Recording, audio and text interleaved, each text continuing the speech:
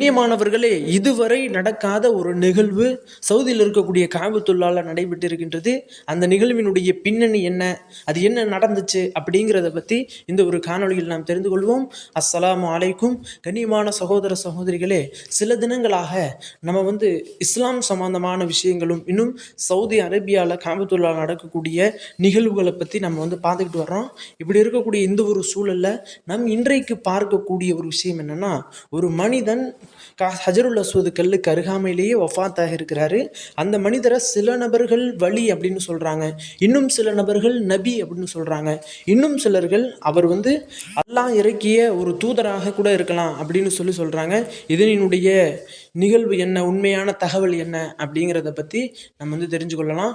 ஒரு சில தினங்களுக்கு முன்பு இப்போ உம்ரா டைம், உம்ரா செய்யக்கூடிய மக்கள்லாம் அங்கே அதிகமாக வந்துக்கிட்டு இருப்பாங்க. இந்த ஒரு சூழலில் ஹஜருல் அஸ்வத் இன்னும் காபத்துல்லாலேருந்து ஒரு மிகப்பெரிய சைரன் சத்தம் வருது.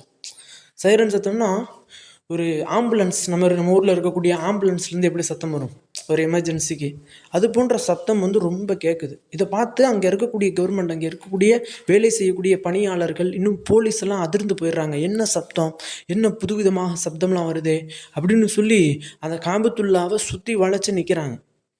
இன்னும் நிறைய இடங்கள்லேருந்து இது போன்ற சப்தம் வருது. ஏதாவது ஒரு ஆபத்து ஏற்பட்டுருச்சா, ஏதாவது ஒரு பிரச்சனை ஏற்பட்டுருச்சா அப்படின்னு சொல்லி அங்கே இருக்கக்கூடிய போலீஸ் எல்லாருமே வந்துடுறாங்க.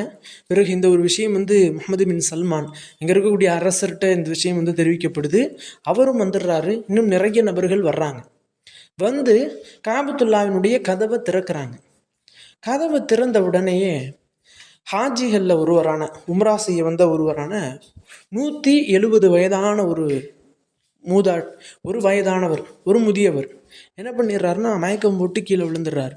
அந்த ஒரு முதியவரை தூக்கிட்டு போய் பார்க்குறாங்க, சிகிச்சை அளிக்கிறாங்க. அந்த மனிதர் உயிரோடு தான் இருக்கிறார், மயக்கத்திலே இருக்கிறார். அப்போ தூக்கிட்டு போகும்போது அந்த மனிதர் என்ன சொல்கிறாருன்னா, என்னை ஹஜருல் அஸ்வத் கல்லுக்கு பக்கத்தில் கூட்டிகிட்டு போங்க அப்படின்னு சொல்லிடுறார். அப்போ அங்கே இருக்கக்கூடிய அந்த பணியாளர்கள், போலீஸ் எல்லாம் என்ன பண்ணிடுறாங்கன்னா, அந்த முதியவரை தூக்கிட்டு போய் அந்த ஹஜருல் அஸ்வத் கல்லுக்கு அருகாமையில் உட்கார வைக்கிறாங்க. அந்த ஹஜருல் அஸ்வத் கல்லை முத்தம் கொடுக்குறாரு. கொடுத்த சமயமே வஃபாத் ஆகிடுறார். அப்போ அவரை ரிசர்ச் பண்ணி பார்க்கும்போது அவரினுடைய நெஞ்சில், தோலில் என்ன எழுதியிருக்குன்னா, ஹூத் அப்படிங்கிற மாதிரி ஒரு பச்சை போன்று ஒரு தழும்புகள் இருக்கின்றது. பிறகு அந்த ஒரு மனிதர் மயக்கத்திலேயே லா இலாஹ இல்லல்லாஹ் முஹம்மது ரசூலுல்லா அப்படின்னு கலிமாவை சொல்லிக்கிட்டு வஃபாத் ஆகிடுறார்.